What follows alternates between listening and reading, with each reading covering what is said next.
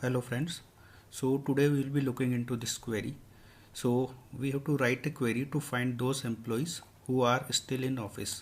So we are provided with this input table office, and we can see these columns and these entries are present in this table.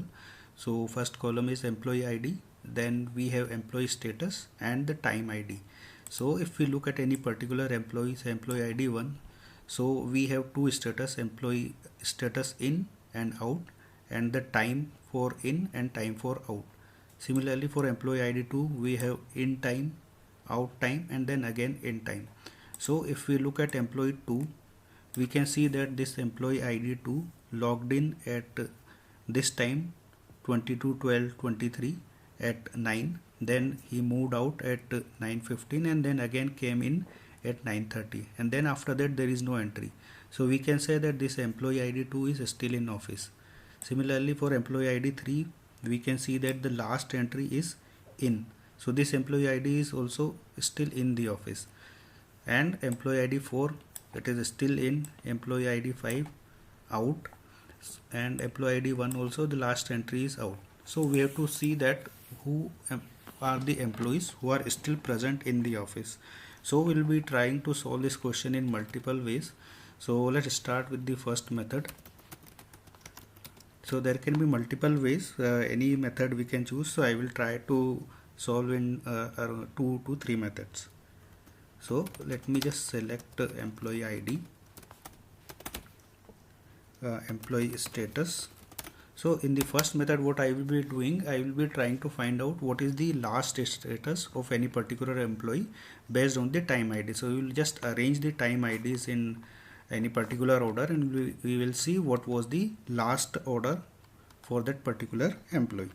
Okay, so one method is we can put a row number on this column, and what we will do, we will partition by employee ID and we will order by time ID, and we will rearrange this time ID in descending order.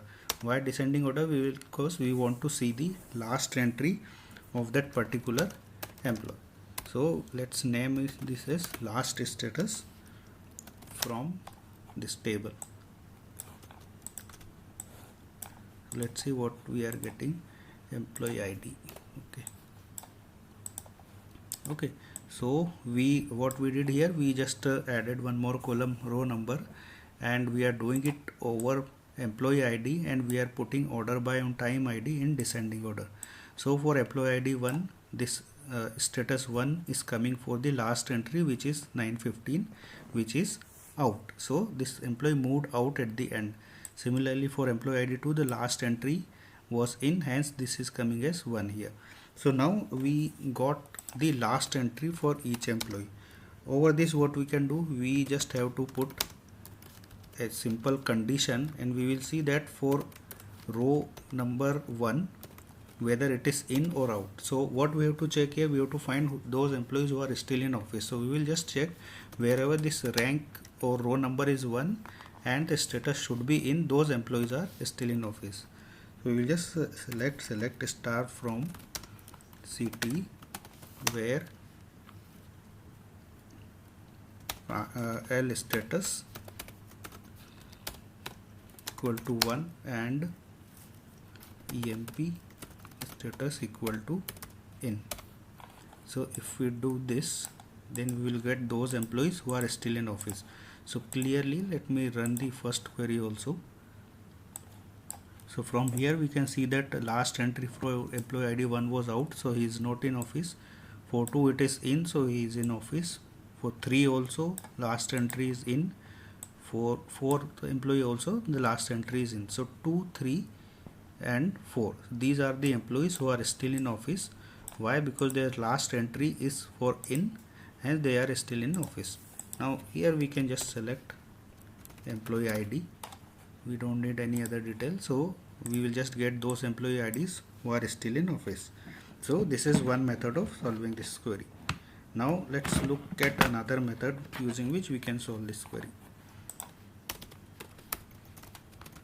So in the second query, what I will do, I will just try to find out the maximum time for every employee, which will give me the last entry.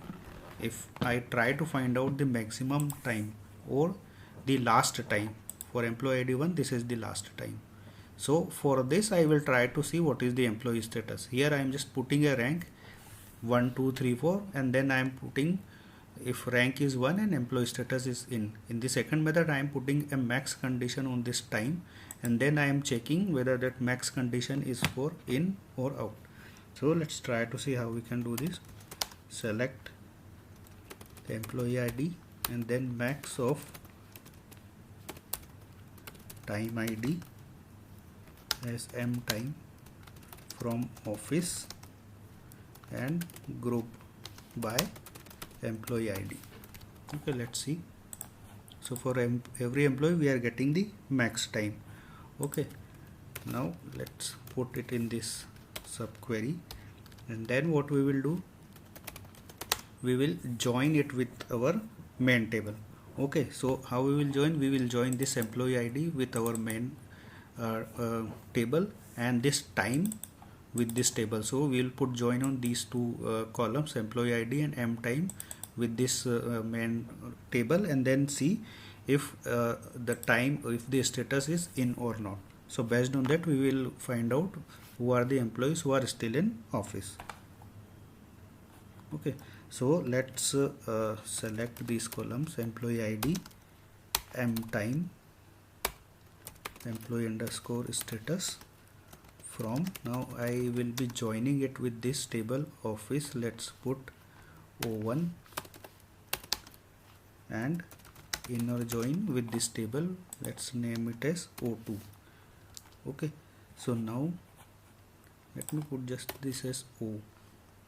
So I am taking employee ID from this main table, m time is from subquery, employee status also from the main table, and then this is O2, and the join we will put on O dot employee ID equal to O2 dot employee ID and O dot m time equal to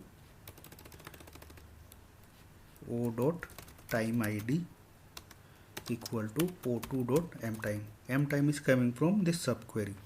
Okay, so this, now let's see what we are getting. Okay, so now for all these employees, for the max time ID we are getting the status also. Now over this we just have to see if this employee status should be in. Those are the employees who are still in the office. So this query we will put in CT. Okay, and then here we will just select star from CT where employee status equal to in. So once we run this, now we will see that only 3 employees are coming. Again we don't need all the columns, so we will just select employee ID from CT where status is in. So in the first method we just put a row number on time ID and then selected where row number equal to 1 and status is in. Here we are selecting the maximum time, and then we are checking whether for that maximum time the status is in or out. So in these two methods we can see whether the employee is still in office or not. So we can think of more methods. We can think of one more method where we can select maximum time for each employee based on in and out. Okay, and then we can check whether the time, which time is greater. So what we will do, for each employee we will find out the maximum in time and maximum out time. Okay, and then we will compare whether that maximum value for in time is greater than maximum value for out time. If out time is greater, then we will say that that employee is out of the office, and if in time is greater, then we can say that the employee is still in office. So you can try to solve this question in the other method also, but for now I can see that these two methods will solve our question in an easy manner. So I hope you are able to understand this. Thanks for watching this video.